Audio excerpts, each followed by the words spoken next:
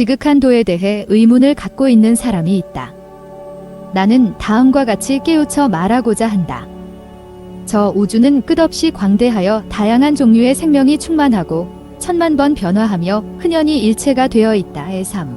그러므로 한정된 지식만 갖춘 사람은 각기 자신의 견해에 제한된다. 예컨대 바다에 사는 개와 조개들은 육지에서 일어나는 일을 모르고 4. 육지에 사는 새와 짐승들은 하천이나 바다의 형세를 모른다. 또한 우물 속에서 만족하는 개구리 5는 남명에서 논이는 곤어곤과 붕세붕리의 영향을 의심하고 6. 수척밖에 날지 못하는 척안척하는 하늘을 나는 대붕대붕의 힘을 의심하게 된다. 7. 속세의 가르침에 속박되어 주공과 공자의 사정만 보는 사람은 지극한 덕을 지닌 최상의 존재가 용수님금이라고 보고 가장 심원한 진리가 노자와 역경에 설명되어 있다고 본다. 저 초월적인 세계의 신비한 뜻과 심오한 세계를 비추는 현묘함을 어찌 알 수 있겠는가? 슬프다. 장보장보의 관은 벌거벗고 사는 남쪽 오랑캐 땅에서는 사용되지 않고 8. 소하소하의 음악은 비속한 마을에서는 무시된다. 지극한 진리가 일상적인 관습에서 끊어지고 위대한 도가 견식이 좁은 무리에게 부정된다. 10. 길이 막혀서 길을 잃어버리고도 마음을 바꾸지 않는 자들은 말로 감동시켜 깨우칠 수 없다. 그러나 나는 이 글에서 그 취지를 분명히 밝혀서 그중 깨닫는 사람이 나올 것을 기대한다. 부처님은 도를 체득한 사람이고 도는 중생물을 인도하는 도것이다. 11. 중생이 감득하는 그대로 응하여 따르고 이를 통해 무의하면서도 하지 못하는 일이 없다. 12. 무의함으로 허적허적하고 저절로 그러한 모습이 된다. 하지 못하는 일이 없으므로 만물을 신비하게 교화해 간다. 만물을 구제하는 방법은 높고 낮음에 따라 차이가 나기 때문에 교화 방법도 어느 때는 정묘하고 어느 때는 대범하게 된다. 뛰어난 이해력을 지닌 사람에게는 근원적인 방법을 제시하고 그대로 순응하지 않는 사람에게는 재앙이 있음을 보여준다. 술을 방만하게 즐기는 사람은 형벌로 다스리고 음란한 사람은 큰 벌을 받게 하고 도적질한 사람은 죄를 주며 삼벽오형 삼피오형 13을 범하는 사람은 용서하지 않는다. 이것이 왕이 정한 제도이고 위정자의 일치된 견해이다. 성왕이 세상을 다스리고 관리들이 어질고 지혜롭다면 앞에서 말한 죄인은 반드시 죄를 물어바르게 하고 도망갈 여지가 없게 할 것이다. 간악한 인간이 사적인 욕망을 용납받지 못하게 되면 나라에는 법을 어기는 백성이 없게 되고 현명한 이들과 선한 이들은 반드시 표창받게 될 것이다. 또 군주가 지혜롭고 신하가 공정하며 세상이 맑아지고 재판이 훌륭히 행해진다는 것은 선악이 올바른 위치를 얻고 옳고 그름이 남용되지 않는다는 것이다. 하물며 신명이 감찰하는 경우에 멀거나 가깝거나 은미하거나 심원하거나에 관계없이 총명하고 정직하게 나쁜 사람을 벌하고 착한 사람을 돕는 경우는 어떠하겠는가? 따라서 털끝만큼 작은 공적이나 작은 죄악이라도 인과응보의 필연성은 어긋날 수 없다. 옛날부터 지금까지의 역사를 살펴보면 화복의 증거는 모두 유래하는 원인이 있고 기록에 분명히 남아있는데 어찌 숨길 수 있겠는가? 그 이유는 무엇인가? 음모를 행한 가문이 자손이 번성하지 않고 14, 3대에 걸쳐 장군이 되는 것을 도가에서 분명히 기피하는 것이고 병사가 흉기이고 16, 전쟁은 궤도이며 17, 많은 사람을 살해한 데서 온 것이 아니겠는가? 저위과 위과는 아버지 병이 괜찮을 때의 유언에 따르니 그 후 노인이 풀을 묶어 적의 장수를 죽이는 보훈을 받았고 18. 자도는 신의를 지켜서 총기의 선물을 받았다. 19. 제나라 양공은 다른 사람에게 자기 죄를 씌워서 수레에서 떨어지는 화를 입었고 20. 진나라 해공은 예를 무시하여 한원의 전쟁에서 패하여 죽을 고통을 받았다. 21. 이러한 예들은 모두 죽은 사람이 산 사람에게 응보를 행한 실증이다. 또한 선맹이 예상에서 굶어서 죽어가는 사람들을 불쌍히 여겼고 22. 표모가 한신의 배고픈 고통을 안타깝게 여겼다는 경우 23는 모두 약간의 음식으로 오랜 굶주림을 해소해준 것이다. 그로써 조선맹은 창을 거꾸로 하여 방어해주는 도움을 받았고 표모는 황금 1000냥을 받았다. 이것은 하나로 만을 얻은 것이고 보응이 한 세대를 넘지 않고 나타난 것이다. 그러므로 사람들이 모르게 덕을 행하면 경사스러운 일이 점차 밖으로 나타나게 된다. 음으로 행하면 양에서 빛나는 것은 자연스러운 형세이다. 이것은 마치 곡물의 씨앗을 땅에 뿌리면 100배의 수확을 거두는 것과 같아서 대지와 곡물은 인간에 대해서 무심하지만 이익이 저절로 찾아오는 것이다. 3. 문보응보응의 일이 참으로 증거가 있다면 주공공자의 가르침에서는 왜 살생을 금하지 않아서 소정묘는 처형되었고 관숙 두 사람은 주살되었는가? 답. 그대는 말로서의 가르침을 통달하고 있을 뿐 가르침의 정신은 체득하지 못하였다고 할 수 있다. 24. 그대는 성인에게 살생하겠다는 마음이 있다고 생각하는가? 아니면 없다고 생각하는가? 다시 한번 답하겠다. 그대도 성인에게 살생하겠다는 마음이 없다는 사실은 알고 있다. 살생하겠다는 것은 본래 백성의 마음이기 때문이다. 25. 시대가 변천하면 사람들도 경박하고 순박함의 차이가 발생한다. 끈을 묶어 문자로 쓰던 상고시대 이전은 고요한 평화의 시기였지만 요순시대가 되면 예법이 처음으로 일어나고 하근주 3대가 되면 법조문이 점차 확실하게 설치되었다. 그리하여 칼과 도끼가 엄격하여도 오히려 징벌을 가하지 못하고 군신이 서로 망하게 하고 부자간에 서로 죽여서 약육강식의 격렬함이 승냥이와 호랑이보다 더 심하게 되었다. 성인은 사람의 감정이 죽이는 것을 하루아침에 그치게 할 수 없음을 알고 점차 이를 억제하여 적정함을 구하고자 하였다. 이것은 독사가 사람의 발을 물면 발을 잘라 육신을 보존하고 악성의 종창이 몸에 생기면 잘라내어 생명을 구하는 것과 같다. 하나를 없애서 열을 보존하는 것은 일의 중요성을 헤아리는 것이다. 따라서 가을, 겨울에 형벌을 가하는 것은 만물이 조락하는 시절에 따라 죽이는 것이고 26. 봄, 여름에 사냥을 하는 것은 새끼를 벤 동물을 포획하지 않으려는 것이다. 또한 삼구의 예3구지의 27에서는 짐승이 사냥꾼을 향해 오면 활을 쏘지 않고 동물의 울음소리를 듣고 살아있는 모습을 보면 그 고기가 있어도 먹지 않으며 낚시는 해도 그물로 잡지 않고 주살로 새를 쏘아도 보금자리에 있는 새는 쏘지 않으며 28. 곤충에 대해서도 항상 측은한 마음을 갖는 것이다.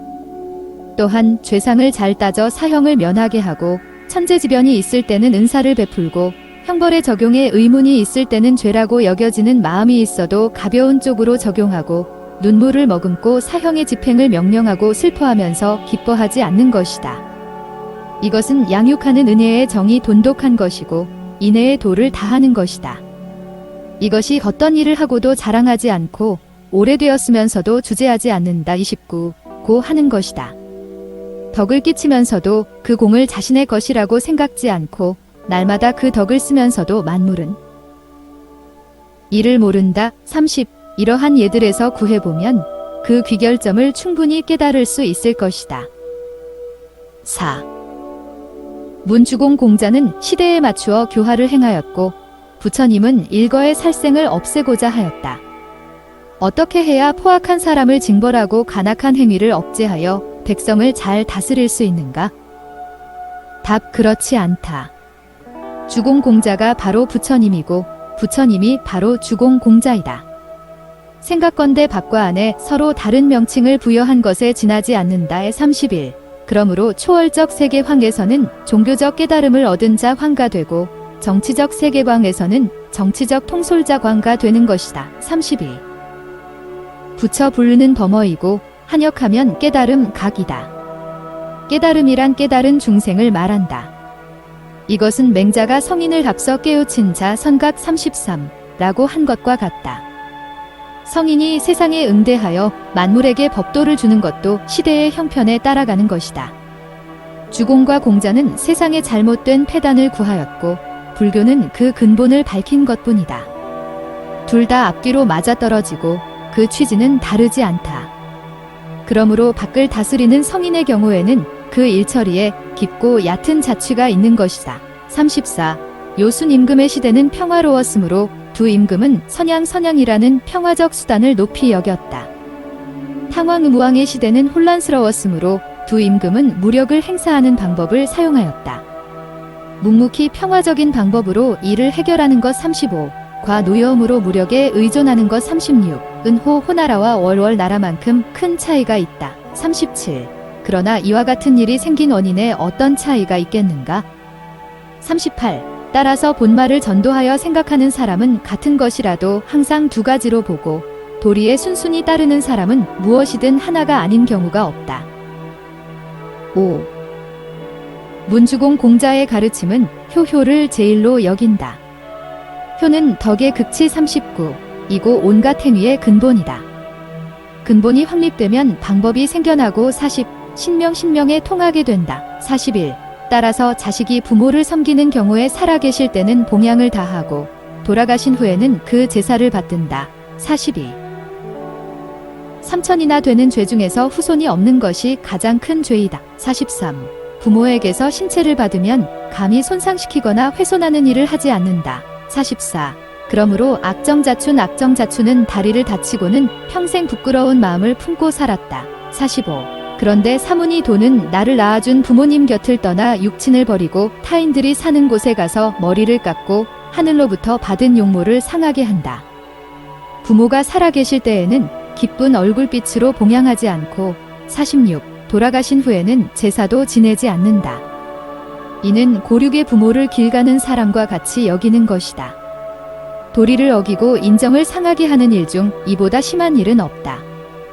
그런데도 도를 넓히고 인애를 널리 행하여 일체 중생을 제도한다는 것은 수목의 뿌리를 잘라놓고 가지와 줄기를 손보아서 수목이 훌륭하게 성장할 수 있도록 한다는 것과 어찌 다르겠는가? 47. 피부가 없는데 털이 붙어 있다는 말은 들어본 적이 없다. 48. 이 사문이 도는 세상의 가르침과 크게 다른데 그대는 어떻게 해명하고자 하는가? 답이야말로 세속의 미혹한 견해이고 본말을 전도시킨 매우 잘못된 견해이다. 나는 개탄스러워서 이대로 침묵하고 있을 수는 없다. 저 부모와 자식이란 한 몸이고 운명을 같이 한다. 따라서 어머니의 손가락이 아프면 자식이 멀리 떨어져 있어도 마음이 아픈 것. 49. 은 같은 기기가 서로 감응하여 그 일치함에 빈틈이 없기 때문이다. 따라서 자식은 오직 부모의 마음을 기쁘게 해드리는 것이 최상의 효이다. 부모가 훌륭하게 되면 자식도 귀하게 되고 자식이 귀하게 되면 부친도 존경을 받는다. 그러므로 효에서 중요한 것은 입신하여 도를 행하고 후세까지 이름을 떨쳐 그 부모를 빛나게 하는 것이다. 50. 공손히 행동하며 부모의 소매자락을 품에 안고 날마다 3가지 짐승 고기 51를 봉양하는 것만으로는 세상 사람들이 자기를 존경하게 할 수 없다. 세상 사람들이 나에게 의지하게 하는 것이 부모를 봉양하는 가장 영예로운 일에 가깝다. 52. 중도에 따르는 것을 법도로 삼고 53. 유순한 도를 지키는 것을 일상으로 삼으며 54. 육체와 명성을 다 초월하여 부모와 자신 모두를 잊어버리는 것이 부모를 봉양하는 도이다. 앞에서 이미 효의 근본을 다 밝혔지만 다시 그대를 위해 다음과 같이 설명하겠다. 6. 저충충과 효는 그 이름이 양립할 수 없다. 영고숙은 정정 나라 장공에게 거역하였지만 순수한 효성으로 칭찬받았고 55. 석작은 자기 자식을 살해하여 무인으로서의 절조를 온전히 지켰다. 56. 전하는 글에는 자식이 벼슬 할 수 있게 되면 부친은 자식에게 충충을 가르친다고 하였다. 이름을 책책에 표기하고 신하가 되어서 두 마음을 갖는 것은 잘못이라고 하였다. 57. 그렇다면 조정에서 관에 각근을 매는 사람은 자식으로서의 도는 패하게 된다. 58. 이유는 무엇인가? 군주의 위급함을 보면 목숨을 던지고 나아가서 부모를 돌아보지 않기 때문이다. 이들은 모두 그 이름이 역사가의 부두로 쓰이고 그 사적이 인륜의 가르침의 첫머리에 오게 되었다. 역사를 기록하는 사람이 어떻게 그들의 불효를 비난할 수 있겠는가? 따라서 속담에 충신을 구하려면 반드시 효자 가문에서 찾는다는 말이 있다. 59. 이는 한편으로는 작은 결점이 되지만 다른 한편으로는 큰 도덕을 보전하고 있음을 밝히고 있다. 또한 우임금의 아버지 곤고는 죄를 지어 벽지로 추방되었지만 우임금은 그 자리에서 물러나지 않았다. 만약 우임금이 요임금의 명령을 어기고 아버지를 찾아 나서고 개인적인 감정을 위해 공적인 것을 희생하였다면 작은 선을 취한 것에 불과할 뿐 원대한 선이라고 할 수 없을 것이다. 주주나라 태백은 육친을 멀리 버리고 외국에서 생활하였고 이국의 풍속인 단발과 문신을 하고 아버지의 임종에도 돌아오지 않았다. 그러나 논어에서는 그의 지극한 덕을 칭찬하였고 사서에서는 쥐대한 현인이라고 기록하고 있다. 60. 그 까닭은 태백이 제왕의 존귀함을 무시하고 마음을 비우는 일을 중요하게 보전하여 세 차례나 천하를 양위한 공덕은 원대하고 몸을 훼손한 잘못은 미미하기 때문이다. 그러므로 그는 오랑캐의 풍속을 크게 변혁시킨 훌륭한 가르침을 전할 수 있었다. 백이 숙제는 모두 수양산 기슭에서 굶주려 죽고 고죽국 고쭉국의 후사가 끊길 것을 염려하지 않았지만 공자는 그들을 어질고 현명한 사람으로 간주하였다. 61. 세상을 평가하는 이들을 어찌 덕을 어겼다고 할 수 있겠는가? 양양나라의 고행은 용모를 훼손하면서까지 절조를 지켰고 송송나라의 백희는 다른 도리에 따라 생명을 버렸다. 이들은 모두 연려의 으뜸이라고 불렸고 그 덕행이 부녀들의 귀감이 되었다. 고행과 백희 두 여인이 행한 도를 취하면 어리석은 폐륜이라는 비난에서 벗어날 수 있을 것이다. 이로 보건대 효도는 지켜야 할 행위의 중요성과 관계됨을 알 수 있다. 7. 옛날 부처님은 태자였을 때 나라를 버리고 도를 배웠다. 신체를 그대로 보전하며 도로 향하고자 하였지만 세속에 구속될 것을 우려하여 삭발하고 옷을 바꾸어 입었다. 이것은 다시 돌아가지 않으려는 뜻을 밖으로 나타내 보인 것이고 안으로는 수양하여 간소한 생활을 하려 한 것이다. 그리하여 화려한 궁전을 버리고 한적한 살림에 들어갔고 62. 왕의 골룡포를 벗어버리고 짐승 가죽으로 옷을 만들어 입었다. 63. 나뭇가지가 늘어진 곳을 집으로 삼고 64. 풀을 엮어서 자리로 삼았다. 머리를 빗는 수고를 하지 않았고 목욕하는 번거로움도 그쳐버렸다. 망상이 일어나는 것을 억제하고 욕망이 움직이는 문을 닫아 걸었다. 눈으로는 붉고 노란색을 보지 않고 귀로는 음란한 소리를 끊었으며 입으로는 달고 쓴맛을 끊어버리고 뜻으로는 기쁨과 슬픔에 휩쓸리지 않았다. 마음이 번거로움에서 벗어났고 가슴속에서는 오직 하나를 체득하여 혼백을 평정히 다스렸다. 65. 마음속으로 안반법 66을 생각하여 1일에는 수수 2에는 수수 3에는 지지 4에는 관관 5에는 환환 66에는 정정으로 하였다. 뜻을 세 번째와 네 번째에 두면서 12문문에 출입하였다. 67. 선정의 경지에 들어가서 묵묵히 말하지 않았고 산처럼 정지하고 연못처럼 맑으며 정신은 차가운 재와 같고 형체는 썩은 나무와 같았다. 68. 6년 동안 단좌하여 도를 성취하였고 부처라고 불렸다. 3달 달하고 6통 통한 69. 경지에 서고 최상의 바른 깨달음 정각을 얻었던 것이다. 한길 6자의 우아한 몸은 찬란한 금색으로 빛나서 그 빛이 해와 달을 가렸고 그 소리가 팔풍풍 70 과 조화를 이루었다. 30 이상과 80종호를 갖추어서 신체는 여러 존재들이 될 만큼 충분히 신비하고 정신은 원만하였다. 그리하여 부처님은 삼계밖을 논일며 무궁한 경지에서 자유자재로 변화하였고 천지를 뒤집어 엎고 산과 강을 옮겼다. 있다가 한순간에 사라지고 신비하게 변화하였고 마음으로 하고자 하는 일은 모두 못하는 경우가 없었다. 크나큰 법도로 사악한 사람들을 변화시켜 올바른 길로 나아가게 하고 온갖 마군들과 저급한 가르침을 신봉하는 사람들도 모두 따르고 복종하게 하였다. 이때 하늘은 맑고 땅은 윤택하여 만물이 모두 올바른 도를 얻었다. 71. 살아있는 것들은 모두 벌레까지도 영묘한 감로의 은혜를 받아 윤택해지고 고목도 소생하여 꽃을 피웠다. 깨달음의 지혜에 빛나는 부처님은 태어난 본국으로 돌아가 널리 법을 폈고 부왕도 감동하여 불법의 도량에 입문하게 되었다. 부처님은 이렇게 하여 부모님에게 영예를 안겨드렸으니 어떤 효행이 이와 같겠는가? 8. 그리고 부처님의 뒤를 잇는 사람들은 부처님의 위대한 가르침을 신봉하고 그 뛰어난 도를 널리 펼 것을 생각하였다. 72. 이들은 모두 부모와 숭상하는 바가 다르지 않아서 73. 부모님의 기뻐하는 마음을 받들고 난 뒤 출가했던 것이다. 형제가 있는 경우에는 다른 형제가 부모님을 대신 봉양하여 봉양을 완전히 폐하지 않음으로써 74. 위대한 불도를 훌륭히 수행하면서도 육친의 애정을 그대로 보존할 수 있었다. 75. 또한 죽은 자가 복록을 얻어서 천상계에 태어나도록 하기 때문에 조상의 제사도 돌아보지 않았다. 이것이야말로 너와 나 모두를 착하게 하여 함께 잘 살 수 있는 도가 아니겠는가? 76. 저 동쪽 마을에서는 소를 잡아 훌륭한 곡물로 제사 지내고 서쪽 마을에서는 약사의 질박한 곡물로 지낸다. 77.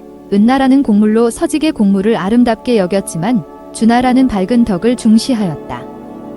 은나라가 망하고 주나라가 흥성할 시기에 이 점이 분명히 드러났다. 불교에는 12부경 부경이 있는데 그중 사부부가 오직 효를 권장하는 데 중점을 두고 있다. 이로써 간절한 의도가 지극함을 알 수 있다. 그러나 세속의 사람들은 그 원류를 상세히 살펴보지 않고 강론에도 참여하지 않으면서 쓸모없는 말과 허망한 논의로 비난과 공격을 일삼고 있다. 반딧불 같은 미천한 식견으로 1월 성신과 같은 빛나는 진리를 의심하고 풀립의 이슬과 같은 빈약한 생각으로 깊고 넓은 바다의 광대함을 의심한다.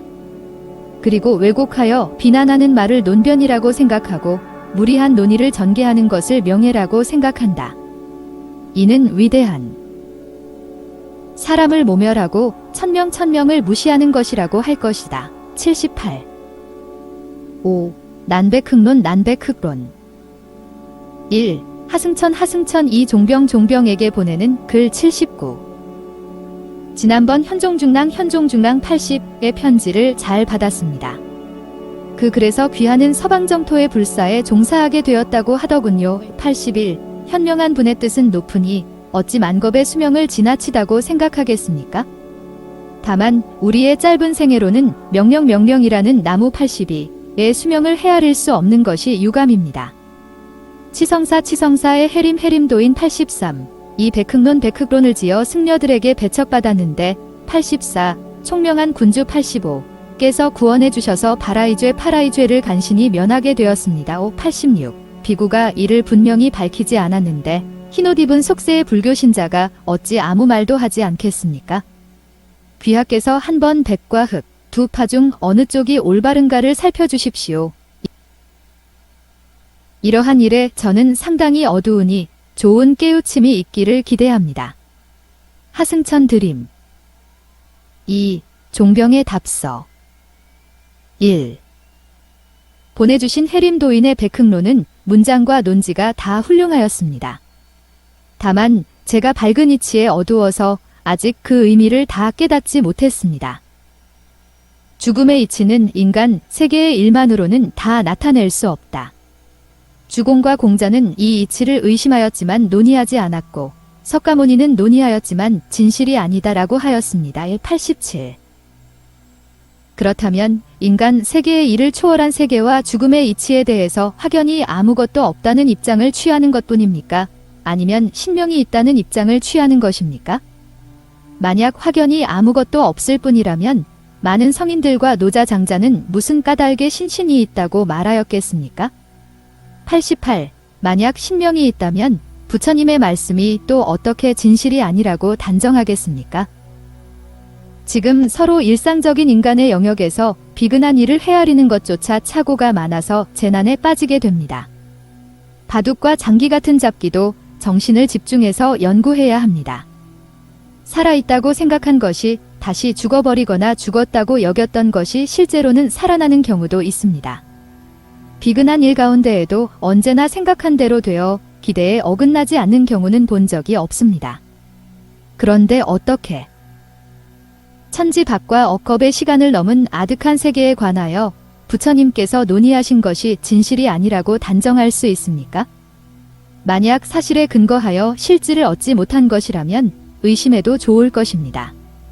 그러나 인간의 형체는 지극히 누추하지만 인간의 정신은 실로 신비스러운 것입니다. 형체가 정신을 따르는데 어떻게 둘 다 나란히 소멸할 수 있겠습니까? 마음이 감응하면 성벽이 붕괴하고 서리가 내리며 흰 무지개가 태양을 관통하고 태백성 이 묘묘를 침범하게 됩니다. 기금기금의 의사가 마음속에서 물과 불을 생각하면 환자의 신체에 차갑고 따뜻한 기운이 감응하게 됩니다. 89. 지금도 지극히 밝은 지혜와 정밀한 뜻을 가지고 오직 성심으로 신명을 다한다면 감응하여 신체를 받고 또한 칠보보의 정토에 태어나게 됩니다. 어찌 진실이 아니라고 하겠습니까? 2. 또한 백흥론에서는 나무를 미세하게 분석하여 텅 빈 것으로 보아도 울창하게 그늘을 들이우는 나무의 무성함을 손상시킬 수 없고 건물의 구성 요소인 제목을 분석하여 집을 없다고 보아도 그 건축물의 장대한 아름다움을 덜어낼 수 없다. 90. 조개무늬의 아름다운 비단 91. 은 알록달록한 색채로 아름다움을 표현하고 맛있는 국은 소금과 식초의 조미료에 따라 맛을 나타낸다고 하였습니다. 이러한 말로 본래 아무것도 없다 본의 공무는 가르침을 막고자 하였지만 글뜻이 옳지 않습니다. 불경에서 말하는 본무는 여러 연들이 화합한 것들 모두가 공공이라고 말하는 것이 아닙니다. 그늘을 들이우거나 건축물의 아름다움이 존재하는 것은 사물 나름대로의 유유입니다. 따라서 이것을 유의 진리유체라고 부릅니다. 그러나 본성은 본래 무이기 때문에 무의 진리 무체라고 합니다. 나는 불교 이치를 전부 알지는 못하지만 이러한 학설은 지극히 타당한 것으로 생각됩니다. 옛날부터 천만 가지로 변화하며 존재했던 것들이 한순간에 모두 공이 되어 버립니다. 기운이 왕성할 때는 어찌 항상 존재 상유하지 않았겠습니까? 그러나 실질이 필연적으로 공이므로 한순간에 공으로 되어 버리는 것이 아닙니까? 이 또한 해자가 만물은 생성되자마자 소멸되고 태양이 정남에 갔을 때가 기울어지는 때이고 죽는 것과 기울어진다는 사실은 항상 태어나거나 태양이 정남에 가기 이전부터 분명하다. 92. 고 말한 것과 같습니다. 어리석은 사람은 그 이치를 보지 못하고 오직 현재 있는 것만 보기 때문에 제후는 상구시의 나머지 부분을 거두어 들인다고 거짓으로 속여서 그 즐거움을 연모하고 있는 것입니다. 93. 현명한 사람은 마음이 이치와 일치하므로 안회는 자주 쌀통이 빌 정도로 가난하였지만 있어도 없는 것 같이 하고 가득 차도 없는 것 같이 하였습니다. 94. 그 이후의 사람들은 각각 기량의 깊고 얕은 차이에 따라 그 빈 것을 느꼈습니다. 후세로 갈수록 방종하여 가령 지극한 가르침을 들어도 스스로 깨끗이 하지 못하고 애욕이나 경쟁의 미혹함에 기울게 되었습니다. 어찌 항상 조금이라도 비슷해질 수 없었겠습니까? 어찌 모닥불이 추위를 더하듯이 좋아하고 즐기는 욕망을 더욱 깊게 변화시켰겠습니까? 또한 무상의 이치를 밝히는 것이 도리어 갈망하는 감정을 증강시키고 인생의 괴로움과 거짓을 서술하여 쾌락 추구에 진력하게 한다고 말하였지만 그 말은 잘못된 것입니다. 3. 또한 배를 골짜기에 감추어도 몰래 가져간다는 말 95. 이나 사람의 자취가 없는 시장에서는 말을 구하려 해도 얻을 수 없다는 논의 96. 가 중국에도 널리 유행하고 있지만 심오한 이치가 아니므로 새삼스럽게 들춰내서 가르침의 근본으로 삼지 않는다. 그대는 이 이치를 손바닥 뒤집듯이 쉽게 분석할 수 있는가? 라고 말하고 있습니다. 배를 골짜기에 감추어도 몰래 가져간다고 하는 것은 불경에서 현재는 머무르지 않는다고 한 것에 해당됩니다. 참으로 진리를 밝히면 다른 대상과 내가 항상 비어 있다는 것이 어찌 심오한 이치가 아니겠습니까? 생각건대 이를 깨달을 수 있는 사람이 적었기 때문에 가르침의 근본으로 삼지 않았을 뿐입니다. 지공 97. 이 아직 부처님과 같지 않다는 말입니다. 원래 중국에 있었던 학설이라고 하여 어떻게 그 지극한 가르침을 경시하겠습니까?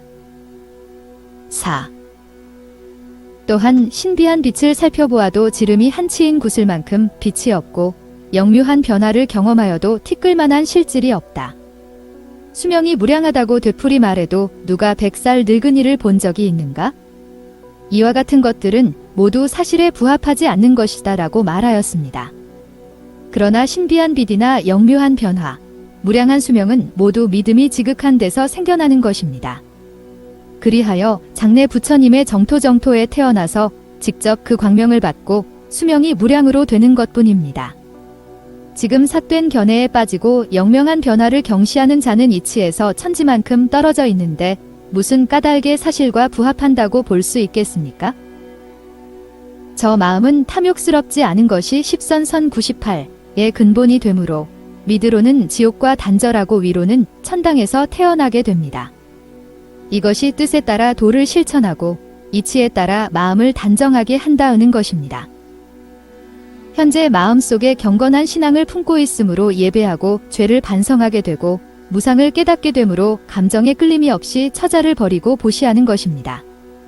어찌 100배의 보상을 구하려고 하겠습니까? 또 어째서 공손한 뜻에 따르지 않고 아낌없는 감정에 편승하지 않는가 라고 말할 수 있겠습니까? 열반은 즐거움이 없는 상태를 즐거움으로 삼고 법신은 신체가 없는 상태를 신체로 봅니다.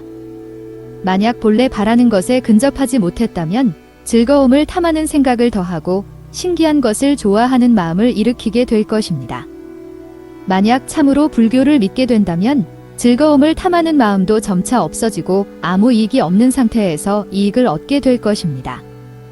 이것이 어찌 이익을 다투는 풍속과 관계가 있겠습니까? 5. 또한 돈은 무욕에 있는데도 유욕으로 구하려 하고 일거수일투족을 이익만 추구하기 위하여 움직인다고 말하고 있는데 어찌 그리 심하게 부처님을 비방합니까?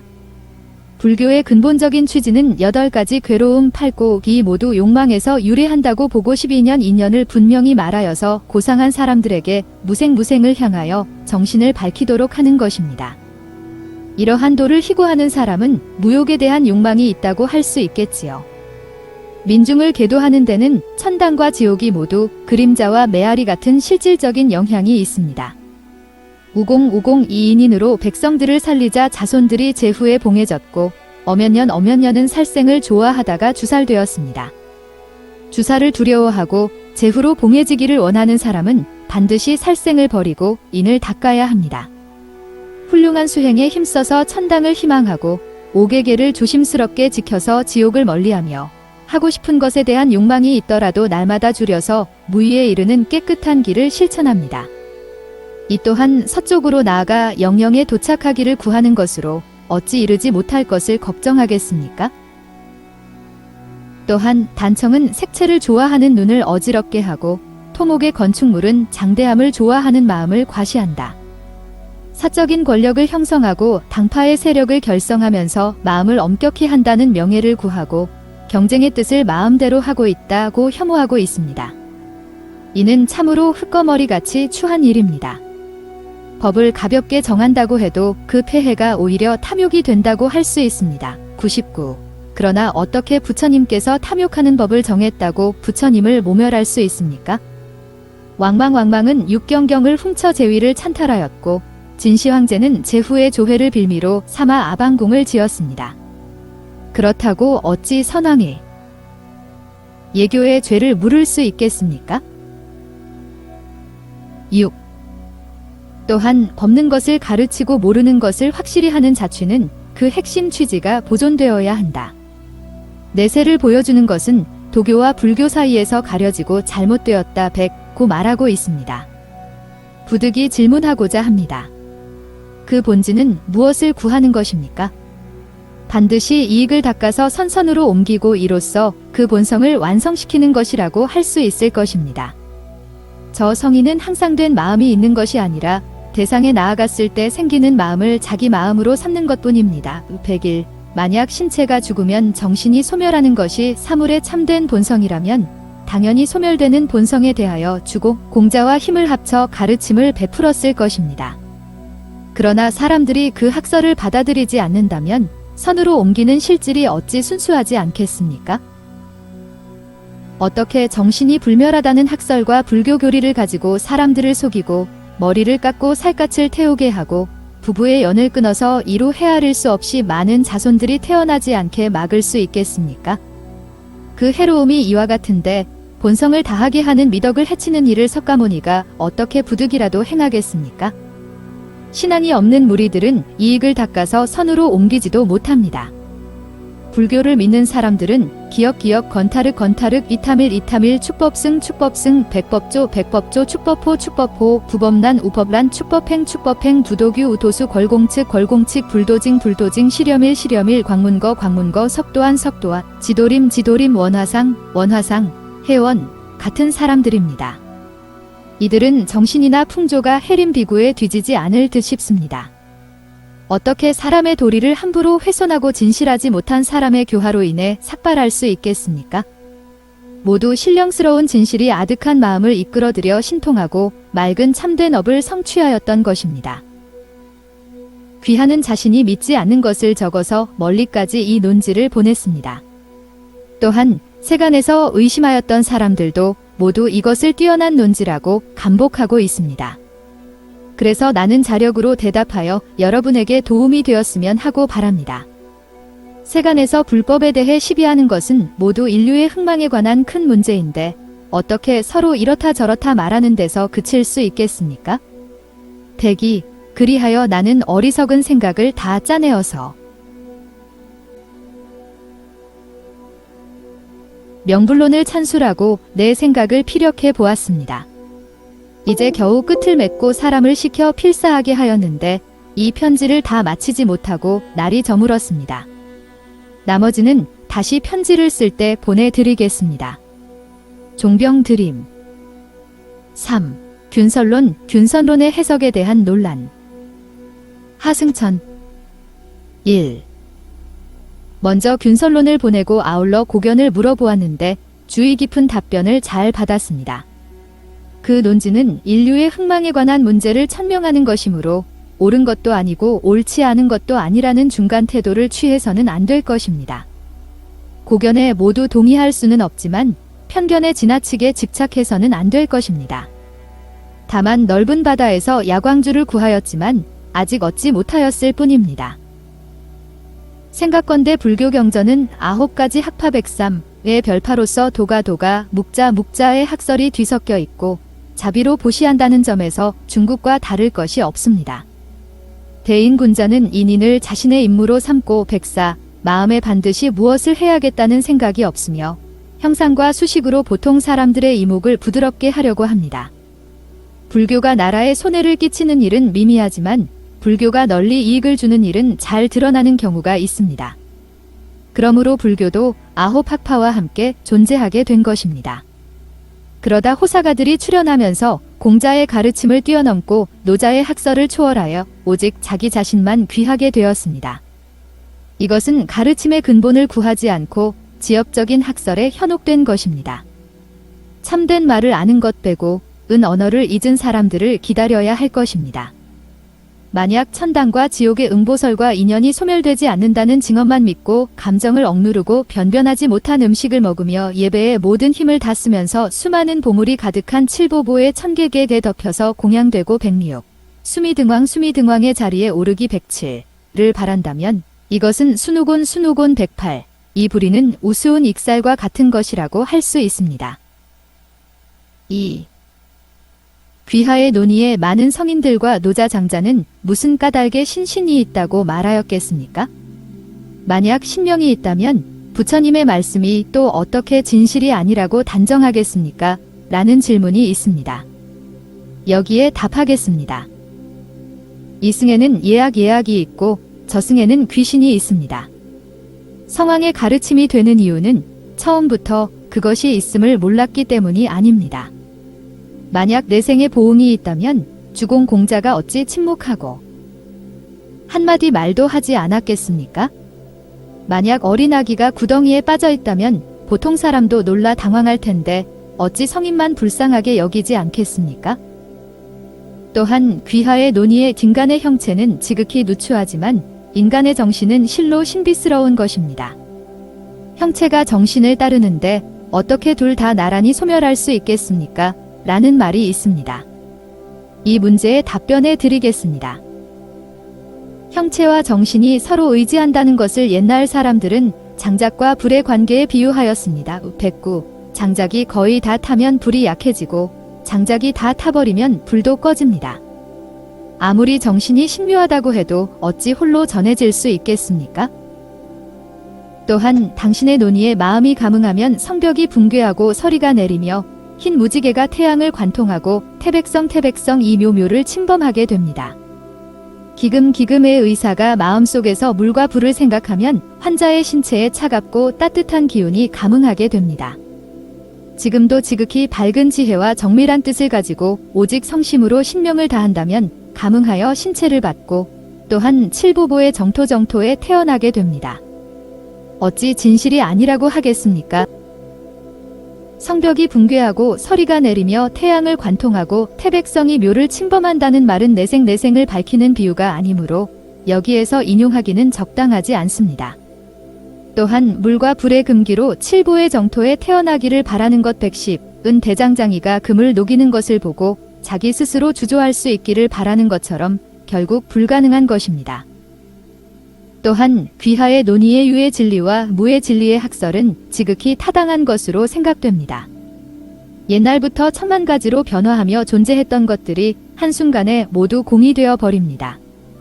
기운이 왕성할 때는 어찌 항상 존재 상유하지 않았겠습니까? 그러나 실질이 필연적으로 공이므로 한순간에 공으로 되어 버리는 것이 아닙니까? 어리석은 사람은 그 이치를 보지 못하고 오직 현재 있는 것만 봅니다. 라는 말이 있습니다. 여기에 답하겠습니다. 귀하가 논의하였듯이 기운이 왕성할 때에 이미 공이 되어버리는 실질이 있다면 사물은 항상 공이 될 것이고 공과 사물이 하나가 될 것입니다.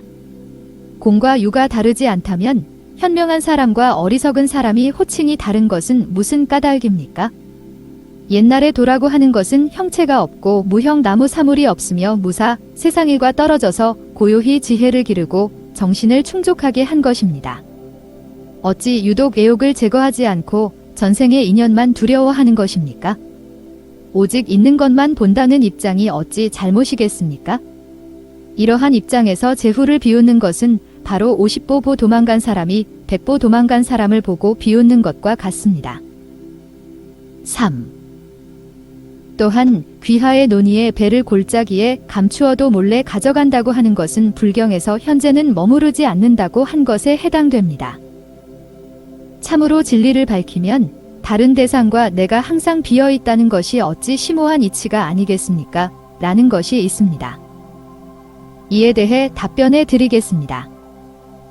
몰래 가져가서 머물지 않는다는 것은 태어나서 죽을 때까지 유에서 무로 가는 것을 말하는 것이 아니겠습니까?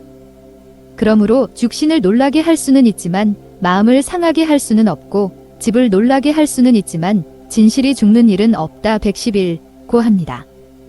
가에 도우 변화하여 다른 것이 되는데 어찌 걱정할 필요가 있는가? 112라고 하였습니다. 이것은 죽음과 삶의 변화에 통달한 말이라고 할 수 있을 것입니다. 그런데 구구하게 거취의 구애를 받고 살아있으면서 죽은 뒤의 일을 걱정하고 마음은 무한한 수명에 얽매여서 천당에 다시 태어나기를 바랍니다. 우리 무리들이 113 항상 마음을 비운다 상어고 한 것은 이와 다릅니다. 또한 귀하의 논의의 신비한 빛이나 영묘한 변화, 무량한 수명은 모두 믿음이 지극한 데서 생겨나는 것입니다. 그리하여 그 광명을 받고 지금 삿된 견해에 빠지고 영명한 변화를 경시하는 자는 이치에서 천지만큼 떨어져 있는 것입니다. 라는 내용이 있습니다. 이에 대해 답하겠습니다. 이 또한 귀하의 말을 따를 수 없습니다. 변화를 우습게 여기는 사람은 부처님의 광명을 구하지만 믿음에서 구할 뿐입니다. 석가의 가르침을 구하는 것은 좋은 방편으로 다른 중생을 구제하기 위해서입니다.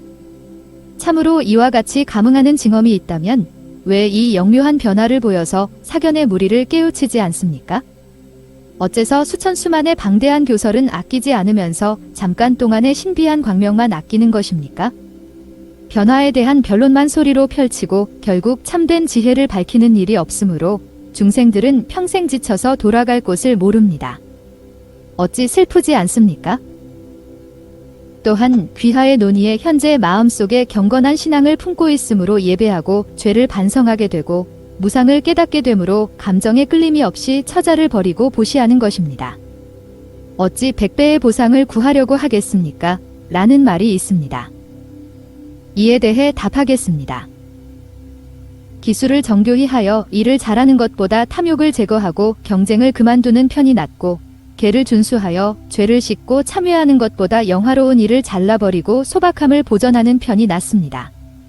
하물며 숭상하는 대상을 끌어들여 이익을 기원하고 하늘의 권속을 잃어버리고 영예를 구하는 일에 있어서이겠습니까? 이러한 일을 받아들이지 않겠다고 하지만 나는 믿지 않습니다. 또한 귀하의 논의의 결반은 즐거움이 없는 상태를 즐거움으로 삼고 법신은 신체가 없는 상태를 신체로 봅니다.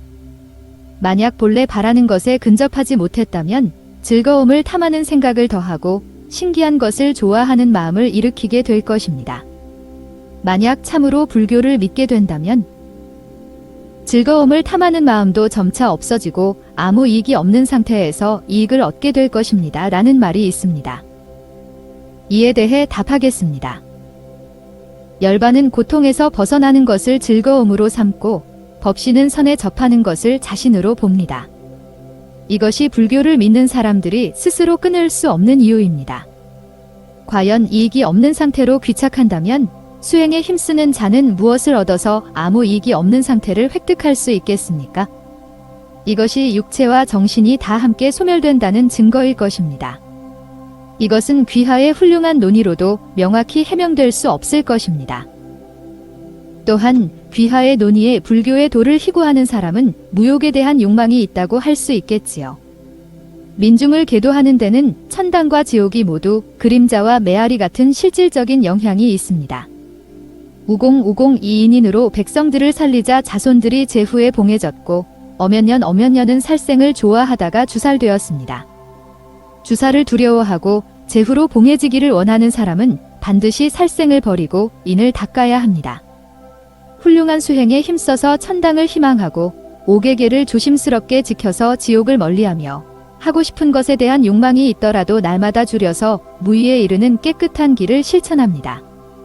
이 또한 서쪽으로 나아가 영영에 도착하기를 구하는 것으로 어찌 이르지 못할 것을 걱정하겠습니까? 라는 말이 있습니다. 이에 대해 대답해 보겠습니다. 민중을 계도하는데 응보가 있다는 것을 그림자와 메아리에 비유한 것은 참으로 훌륭하지 않습니까? 다만 그림자와 메아리는 반드시 형체와 소리에 기인하는 것입니다. 팔자나 일길 육자의 짧은 114, 형체에서 어떻게 8만 유순이나 되는 그림자가 생기겠습니까? 무욕을 욕망하여 막히는 것은 항상 욕망의 대상 때문에 막힌 것과 같습니다. 저 눈과 귀는 맡은 역할이 다르고 기술과 예술은 작업이 다릅니다. 지엽적인 기술조차 실제의 믿음과 일치하지 않습니다. 그러므로 금속과 돌로 만든 악기가 잘 조화를 이루면 태산이 그 고상함을 표현할 수 없고 기러기와 백조가 함께 모이면 깊은 가을이 그 뜻을 전할 수 없습니다. 그런데 욕망으로 무욕을 완성하고 날마다 이것을 줄이고 줄여서 무의에 이르기를 바란다는 것은 서쪽으로 가서 영땅을 찾는 것이기는 하지만 아주 먼 길입니다. 어떻게 하는 것이 좋겠습니까? 4. 귀하의 논의에 만약 신체가 죽으면 정신이 소멸하는 것이 사물의 참된 본성이라면 당연히 소멸되는 본성에 대하여 주공공자와 힘을 합쳐 가르침을 베풀었을 것입니다. 어떻게 정신이 불멸하다는 학설과 불교 교리를 가지고 사람들을 속이고 머리를 깎고 살갗을 태우게 하고 부부의 연을 끊어서 이로 헤아릴 수 없이 많은 자손들이 태어나지 않게 막을 수 있겠습니까? 그리하여 인간의 본성을 다하게 하는 미덕을 해칠 수 있습니까? 라는 말이 있습니다. 그에 대한 답은 다음과 같습니다. 중국 민족과 오랑캐는 본래 다른 점이 있습니다. 왜냐하면 중국인은 하늘에서 맑고 조화로운 기를 풍부받아 인인을 함축하고의 애를 가지고 태어나기 때문입니다. 따라서 주공과 공자는 본성과 습관에 대한 가르침을 밝히고 있습니다. 외국의 이방인들은 억세고 탐욕스러우며 사나운 본성을 받았기 때문에 부처님께서 5가지 계율록에대 과목을 엄격히 정하신 것입니다. 이것이 귀하가 성인은 항상된 마음이 있는 것이 아니라 대상에 나아갔을 때 생기는 마음을 자기 마음으로 삼는 것뿐입니다. 라고 한 말의 내용입니다.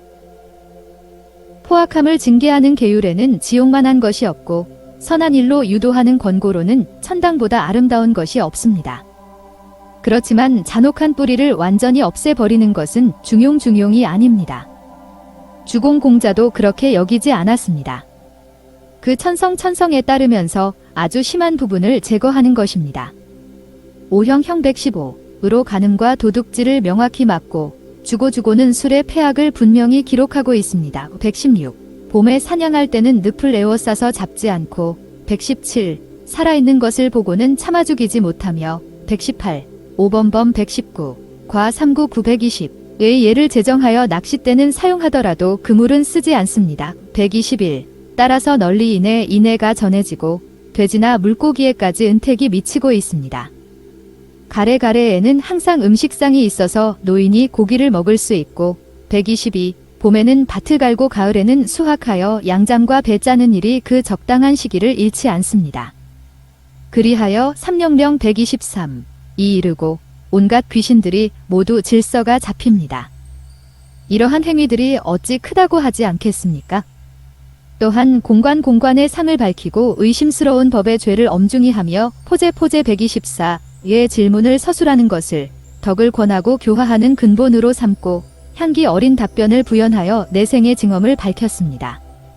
그런데도 검은 옷을 입고 눈을 부릅뜨고 눈썹을 치켜올리며 125. 이 설을 비난하는 자는 그 마음가짐이 잘못된 것입니다. 5. 귀하의 논의에서는 기역 건타륵 시렴일 등의 사람들입니다. 이들은 정신이나 풍조가 해림 비구에 뒤지지 않을 듯 싶습니다. 라고 말하고 있습니다. 하지만 귀하는 이미 보통 사람으로는 비근한 일조차 헤아릴 수 없다고 말하였으면서 어째서 100년 전의 일과 수천 리 밖의 일들에 대해 우열을 가릴 수 있겠습니까? 해림 비구와 같은 분은 스님의 모습을 하고 있지만 하늘이 내린 영영 천경을 가지고 있어서 진리를 깊이 알고 계시는 듯합니다. 특히 경전을 공경하고 스승을 옹호하며 미혹한 학설을 숭배하는 일들은 하지 않습니다. 이 때문에 나는 그를 존경합니다. 손작이 일으킨 공론에서는 축법호가 깊이 통달하였고 우법란 이 순박하다고 말하고 있는데 귀하는 중국의 어떤 인사에게 비교하려고 합니까?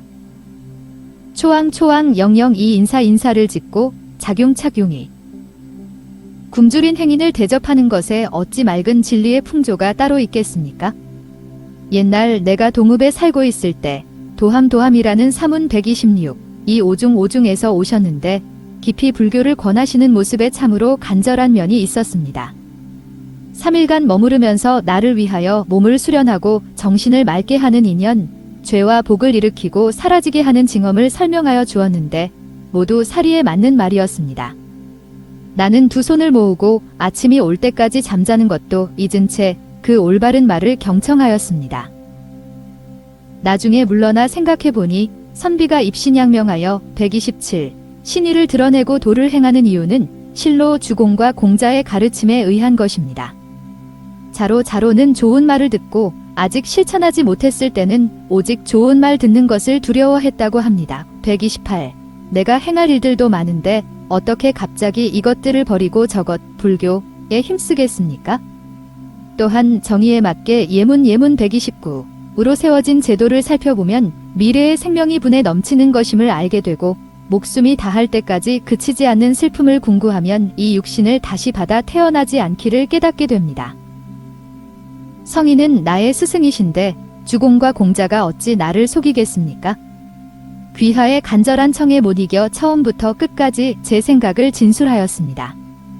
큰 지혜를 가지신 덕망 높은 귀하는 사람을 가르치면서 실증내지 않을 것 130이라고 생각하여 이 글에서 다 말하였습니다. 이전에 명불론을 보내주셨다는 말을 들었는데 어서 도착하기만 기다리고 있습니다. 마음의 밝은 깨달음이 얻어지기를 바람하지 않습니다. 하승천이 삼갔습니다. 4. 하형양에게 답하여 백흥론의 해석을 비판함 종병 1. 보내주신 귀하의 견해는 삼가 잘 받았습니다. 그것은 불교의 교화를 억제하고 오직 유학의 가르침에만 뜻을 두고 있습니다. 의미는 명백히 드러나 있고 뛰어난 문장으로 그동안의 사정을 밝혀놓고 있습니다. 참으로 세상 사람들을 경계하고 채찍질하는 것으로 131. 중국의 아름다운 논이라고 할 수 있습니다. 귀하의 뜻을 살펴보건대 불교의 법을 만든 사람이 성인이 아니라고 말하는 것은 아니지만 그 법이 임시방편이고 실질이 없다고 보는 듯합니다. 잘 모르겠습니다만 무슨 이유로 불교가 실질이 없다고 보시는지요? 지금 서로 일의 크기를 단정해 보는 것만으로도 득실은 대략 절반의 비율이 됩니다. 신령스러운 변화는 현묘한 극치를 뛰어넘어 일어나고 그 근원은 어둡고 아득한 세계에 뒤엉켜 있습니다. 신인이 손바닥을 가리키듯 말하는 일은 없습니다. 단지 분석행류 이후 불완전한 역사 기록만을 믿고 갑자기 신비한 변화를 없애버리고자 하는 것은 참으로 한심한 일입니다. 저 성인이란 사물의 이치를 궁구하고 본성을 다하여 1000명에 도달한 사람 132입니다. 올바른 위치를 얻지 못한 사람이 있으면 자기가 그를 구덩이에 빠지게 한 것 133 같이 생각합니다. 그런데 지금 불멸한다고 속이고 성불의 학설로 기만하여 삭발하고 붉은 옷을 걸치고 134 자신의 몸을 불사르고 손가락을 지지게 합니다. 또 천분으로 당연한 부모를 봉양하지 않고 부부와 부자의 도를 쓰지 않습니다. 불법이 전래되어 온 이래 사하 135, 서쪽의 36개국 136이 아직 중화에 미치지 못하고 있으니 이 단서를 끊어버린 사람들의 수가 억과 조를 헤아릴 것입니다. 동이나 서강 137에도 성인과 현인이 혹 있을 수 있습니다. 유여 138와 김일제 139와 같이 중국에 들어온 사람들은 장래에 살려고 해도 살 수 없었던 경우가 많습니다. 만약 불법에 실질이 없다면 구덩이에 밀어넣는 것 같은 잔혹한 경우를 말로는 다 할 수 없을 것입니다. 또한 경전의 방편이 어떠한 도에 합치합니까? 잘못되고 굽은 것을 바르게 하고 140 외국에 강경하고 사나운 백성들을 바르게 다스렸다고 말하고자 합니까? 사나운 부류의 사람들은 세장장에 간결한 법 141으로 상줄 사람은 상주고 벌할 사람은 눈앞에서 벌하여도 142 오히려 믿고 두려워하지 않습니다. 그런데 어찌 즉색이나 본무 혈반 열반 법신 12년 미진겁수의 말로 다스려지겠습니까? 이러한 가르침을 받은 사람들은 모두 귀하가 말한 대로 맑고 조화로운 길을 받아 어질고 정의로운 마음을 품은 무리들 된 것입니다. 맑고 조화로운 길을 자질로 삼아서 미연을 소통시키고 정의로운 성품을 북돋아서 신묘한 행위 143를 닦게 합니다. 그리하여 마침내 맑게 비추고 법을 관하는 것 관법도 가능하게 됩니다.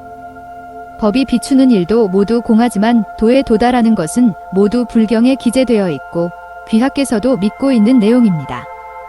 근세의 신통력 있고 덕이 높은 사람들, 예컨대 손작 이창가를 지은 8년현 144이나 지도림 이 칭송한 오철 145 등은 모두 당시 높은 평가를 받은 사람들입니다. 손작 지도림 두 사람은 문필에 뛰어난 사람이라고 할 수 있는데 어떻게 그것이 잘못된 말이라고 할 수 있습니까? 손작은 축법호가 깊이 통달하였고 우법란 이순박하다고 칭송하고 있습니다. 나는 고상한 선비나 세속의 사람들과 관련이 없어서 이들을 누구에게 비유해야 할지 모르겠습니다. 그러나 우법난의 제자인 우도수는 그 스승에 미치지 못하지만 손작은 때때로 그들을 뛰어난 유파로 대한다 146고 말합니다. 때로는 유문병과 같다고 말했습니다. 축법호와 우법난 두 사람은 당연히 이들보다 뛰어났을 것입니다. 나는 해림비구는 전혀 알지 못하고 세상의 논의도 다 알지는 못합니다. 만약 귀하가 유문병과 대등하다고 말한다면 스스로 우도수에게 뒤지지 않을 수는 있지만 축법호와 우법난보다는 뒤떨어질 것이 확실합니다. 앞에 내 비평을 실언이라고 할 수 없을 것입니다. 참으로 해림비구가 스님의 모습을 하고 있지만 하늘이 내린 영령을 가지고 있어서 진위를 깊이 알고 있다면 어찌 제석천이 변화하여 나타나 격려하여 성불시킨 것이 꼭 아니라고 하겠습니까? 백흥로는 성실하다고 볼 수 없습니다. 2. 귀하가 보내주신 글 중 만약 내생에 보응이 있다면 주공공자가 어찌 침묵하고 한마디 말도 하지 않았겠습니까? 라는 내용이 있습니다. 이것은 항상 편견 때문에 갖게 되는 의심입니다. 참으로 함께 해명해야 할 점입니다. 저 성신은 깊은 곳에서 발생하고 느낌이 있은 뒤에 응하는 것이지 사물에 앞서서 먼저 나아가는 것이 아닙니다. 주마렵의 백성은 도탄에 빠지고 임금을 시해하고 반역하는 일이 천하에 횡행하였습니다. 온 세상 사람들의 마음을 모아서 성인을 감흥하게 한 것은 어지러움이었습니다. 따라서 육경경에 보이는 성인의 감흥은 다스림뿐이었습니다. 147. 그러므로 부처님의 말씀이 그때에는 중국에 없었습니다.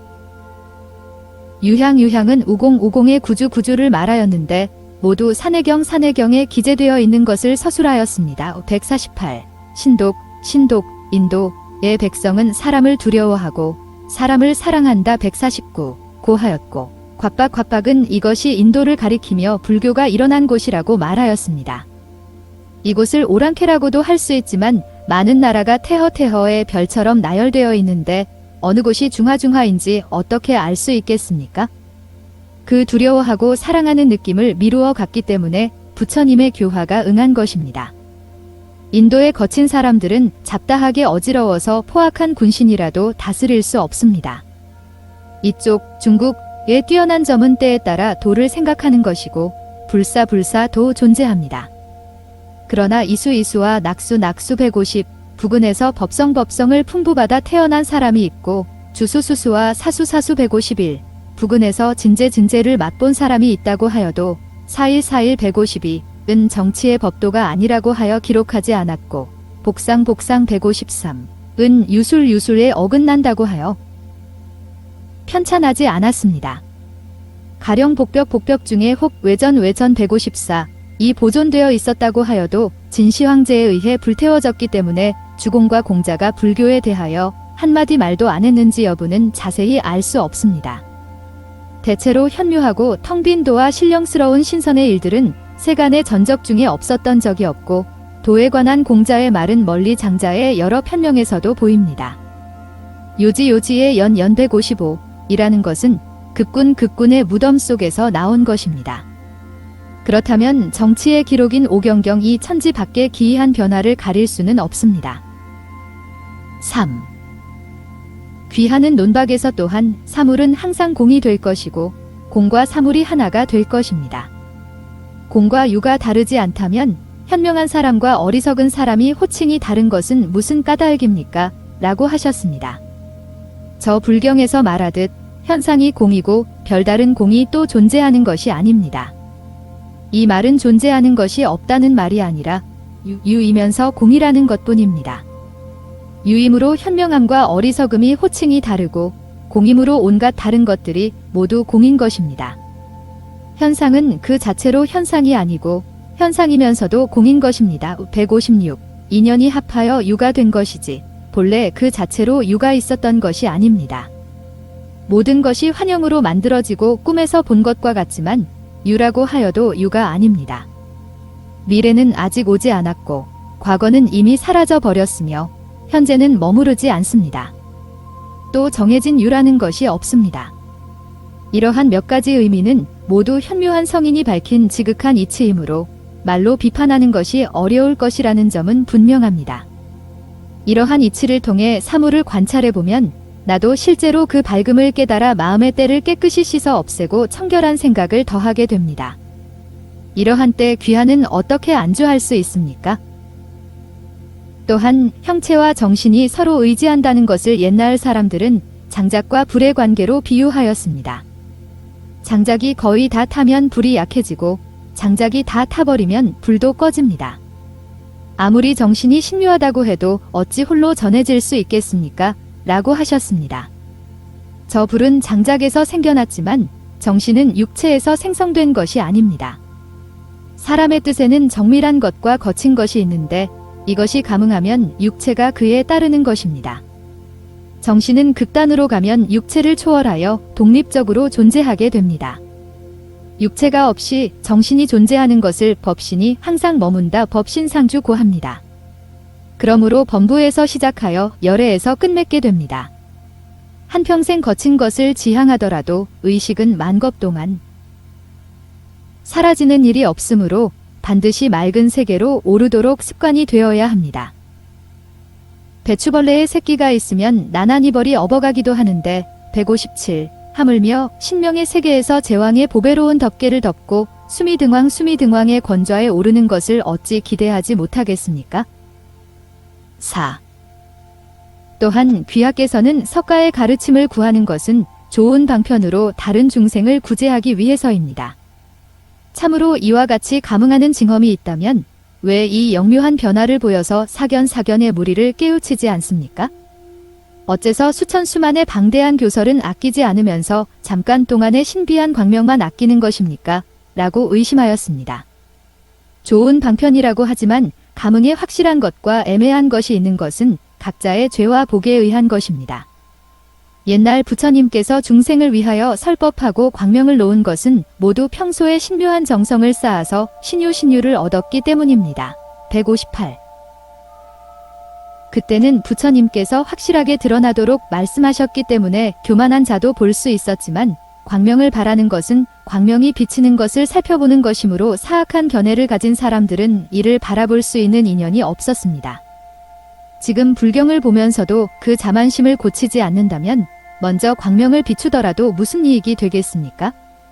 정성스럽고 신실한 현인의 경우에는 신비한 광명이 비추는 것을 홀로 분명히 감득할 수 있지만 귀하는 또한 무슨 방법으로 이것을 알고 말하겠습니까?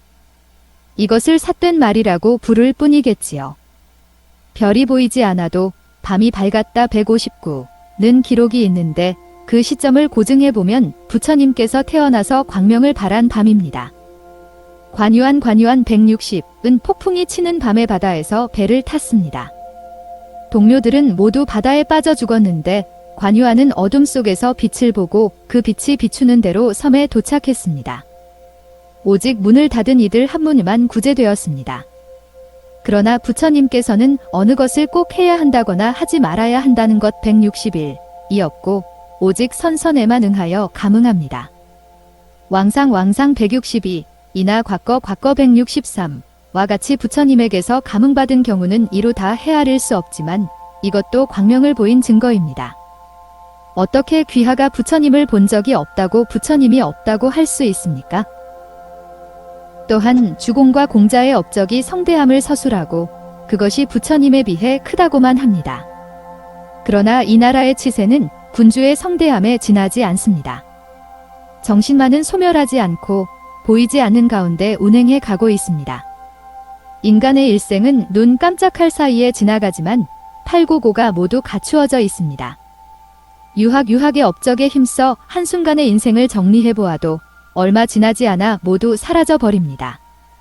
삼감감의 난해는 아버지와 아들이 서로 의심하였고 형제가 서로 사륙하였습니다. 164. 공자의 72명 제자 중에 학문이 높은 경지에 오르거나 심오한 경지에 이른 이들은 있었지만 나이 50까지 산 사람은 몇 사람 없었습니다. 165. 안회 166는 요절하였고 연배구 167는 병으로 죽었으며 자로 168는 형벌을 받아 죽었고 제여 169는 조형을 당했으며 자공은 수염을 깎였습니다. 공자가 광광과 진진 땅에서 당한 고난 170을 어찌 말로 다 표현할 수 있겠습니까? 그는 굶주림을 참으며 돌을 널리 폈고 여러 제후국들을 방랑하였지만 결국 무엇을 구제하였습니까? 불법에서 보자면 오직 비애감만 남습니다. 이것이 어찌 세상 사람들의 수견이 모인 결과가 아니겠습니까? 그가 미친 실제 이치도 깊고 크다고 할 수는 없습니다. 밖으로는 예학에 따르고 안으로는 무생의 이치를 수양하여 정신을 열반의 경지에 오르게 하고 억겁의 세월을 한 해로 여긴다면 이것이 어찌 참으로 큰 것이 아니겠습니까? 사실은 후세까지 전해지지 않았고 도리도 충분히 알 수 없습니다. 대체적인 사적을 근거로 하여 주공이나 공자는 그렇지 않았다고 말하지 마십시오. 옛날에 도가 있는 사람은 불법을 듣고 옷깃을 바르게 여몄다는 말을 들었는데 이것은 반드시 포성포성의 죽은 선비가 의관을 갖춘 것뿐이 아닌 179을 알 수 있습니다.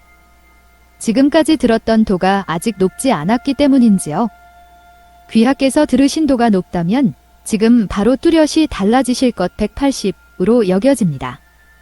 인간은 정신적인 존재이기 때문입니다. 연극을 믿어 귀의하고 대략이나마 교계를 풍부받으면 미진하더라도 충분히 감응할 수 있고 감응하면 한층 더 상승할 것입니다. 이것이야말로 의혹을 벗어나는 영원한 좋은 계책이 아니겠습니까?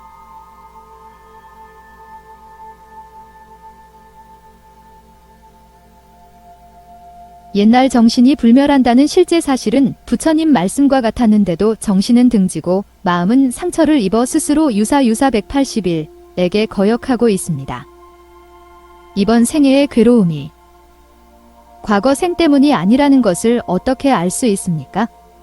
경솔하게 자기 혼자 생각을 가지고 존귀한 부처님의 가르침에 대해 오만하다가 혹 스스로 환난을 초래하는 것 182은 아닌지 두렵습니다. 불경의 석가모니가 옛날 소승의 비구였을 때 대승불교를 비난하였다.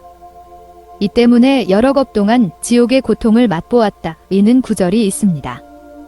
하물며 전혀 믿지 않는 사람은 어떠하겠습니까? 또 어떻게 이 불경이 반드시 빈말이라고 단정할 수 있겠습니까? 귀하가 비판하신 앞의 편지 중의 말씀은 해림도인이 쓴 내용에 기초한 것일 뿐이라고 생각합니다. 제 견해는 거칠게나마 다 말하였습니다. 또한 낱낱이 답변하지는 않았지만 제가 지은 명불론에서 모든 사항마다 다 설명하고 있으므로 지금 함께 보내드립니다. 귀하께서는 애써 잘 살피셔서 충고해 주시지 않겠습니까? 늙어 죽을 때까지 이렇게 글 쓰는 일을 계속하고자 합니다. 이 편지가 도착하거든 빨리 답변해 주시기 바랍니다. 종병이 삼갔습니다. 5. 하승천이 다시 종병에게 답하는 글. 하승천. 두 번째 편지와 명불론도 함께 잘 받았습니다. 그 논지의 전개가 항적과 같이 면밀하여 한나라 고조를 충분히 물리칠 정도인데 하물며 저같이 연약한 사람에게는 어떻겠습니까? 귀하의 증명과 비유는 견고하고 명쾌하며 문장은 깊이 있고 풍부하였습니다. 참으로 그 이익을 넓히고자 하여 평범한 사람까지 은혜를 미치는 것이 군자의 마음씀임을 깊이 알게 되었습니다. 귀하께서는 그림자나 메아리와 같은 논의로 그 가르침을 신비롭게 하셨으므로 저는 입을 다물고 귀하의 아름다움을 완성시키는 것이 마땅합니다. 183. 다만 평소에 외국의 일은 중국에서 힘써야 할 것과 다른 경우가 있다고 생각하기 때문에 앞에서처럼 말씀드린 것입니다. 지금 중국이나 외국이 똑같아야 한다면 저의 견해는 천박한 것이 될 것입니다. 불민한 점을 용서해 주셨으면 합니다. 그러나 그래도 마음에 남는 생각이 있습니다. 저 천지의 본성에 밝은 사람은 비현실적인 괴이한 학설에 미혹되지 않고 융성하고 쇠퇴하는 도를 아는 사람은 이치를 벗어나는 교설에 마음이 움직이지 않습니다. 만약 귀하의 논의가 좋은 방편에 의거하여 독실하게 가르치는 것이 아니라 감정에서 나온 것이라면 어찌 박학한 사람 184의 패단이 아니라고 하겠습니까? 직접 찾아뵙고 말씀드리지 못하고 서면상으로만 씁니다. 하승천이 올립니다.